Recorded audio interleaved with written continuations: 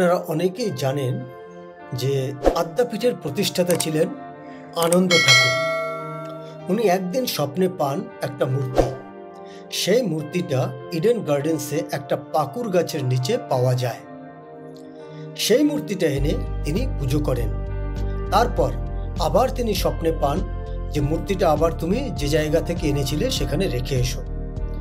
এবার যেদিন তিনি মূর্তিটা রাখতে আসেন তার আগে একটা ছবি তোলা হয়। সেই ছবিটাই আমাদের আসলে আদ্দামার ছবি হিসেবে সার্কুলেট হয়। অর্থাৎ আমরা যে ছবিটা দেখি সেটা আসলে সেই মূর্তির ছবি।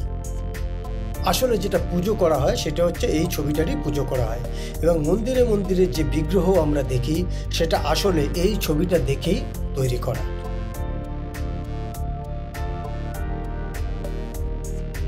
আদ্যাপীঠের যে সংগঠন সেটা শুরু হয় এখান থেকে। আগে এখানে যারা সন্ন্যাসী ছিলেন তারা ভোরবেলা এই আদ্দামার ছবি নিয়ে নগর ভ্রমণে বেরোতেন কীর্তন করতে করতে।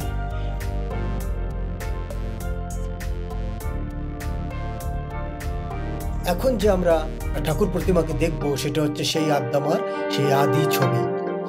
এটাই হচ্ছে অরিজিনাল ছবি।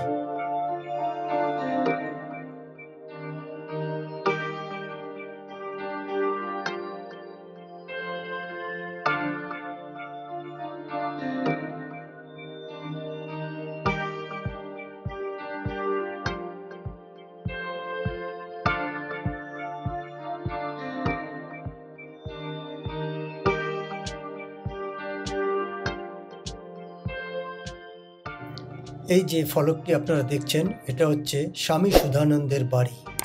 তার জন্ম 1872 ও মৃত্যু 1938 সালে। তিনি ছিলেন রামকৃষ্ণ মঠ এবং আশ্রমের প্রেসিডেন্ট তখনকার দিনে। তার বসত বাড়ি এটা।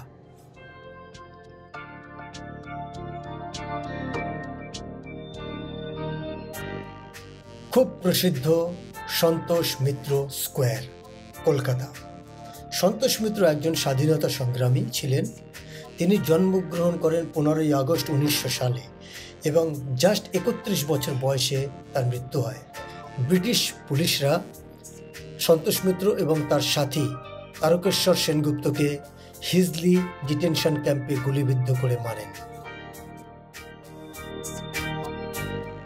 তার বাড়ি হলো হলধর বর্ধন লেনে, যেটা দিয়ে আমরা এখন যাচ্ছি। এই বাড়িটা তার ছিল আসলে। এখন সেই বাড়ি বিক্রি হয়ে গেছে, সম্ভবত দত্ত বাড়ি নামেই পরিচিত। ভিডিওটি যদি ভালো লেগে থাকে please subscribe to this channel, কেননা নেক্সট আরও সুন্দর সুন্দর ইনফরমেটিভ ভিডিও নিয়ে আসছি এই চ্যানেলে।